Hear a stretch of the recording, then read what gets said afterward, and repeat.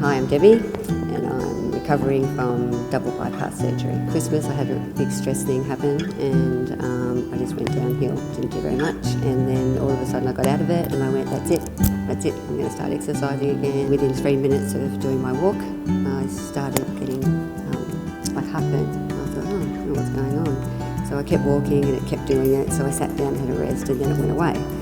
So next day I did the same thing and and the same thing happened, nothing made it any better.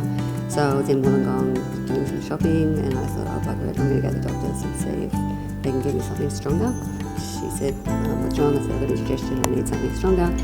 What are your symptoms? And she said, you're not moving, stay right there. I had the angiogram and they told me that I had a 90% blockage in my main artery. And I had days to live, not weeks. It was awful, But it had to be done and it saved my life. And it took about 6 hours and I came out of it. I went home and I found it really hard. Scrummaging through my drawers and getting my tablets out and everything, and I saw the red folder and I just started flicking through it and I just thought, oh bugger, I'll give it a go. Because I was feeling really down and I didn't feel that there was anywhere to go. So I rang them and I went there and I never looked back. I was on a high, I really was. I felt like there was hope and I didn't feel that when I walked in. I thought there was just nothing. You know, I've just got to get through this. This is it. This is as good as it gets.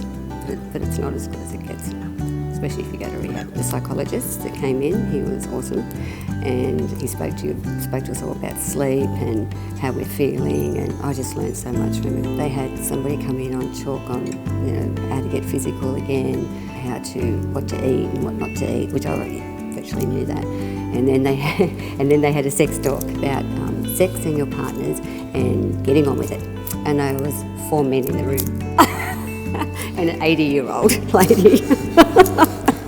I just went, okay. But it was so informative because the one thing my husband read on the recovery sheet was after 3 weeks you can do it. And he went the opposite way, where he didn't want to go near me, he didn't want to hurt me, and so this guy discussed all that with us, and it was a really comfortable session. It's helped me so much and changed me so much. I think I'd be still sitting at home crying and depressed, and because I'm 58, I'm not 108, and I just thought there was nothing left. I thought that's it, this is what I'm going to be doing for the rest of my life, but it's not.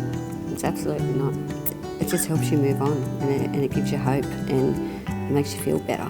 You talk to other people there that are going through the same thing, and then you don't feel so alienated, like it's only you that's having this. I'm living till I'm 95, and I'm going to die with a smile on my face.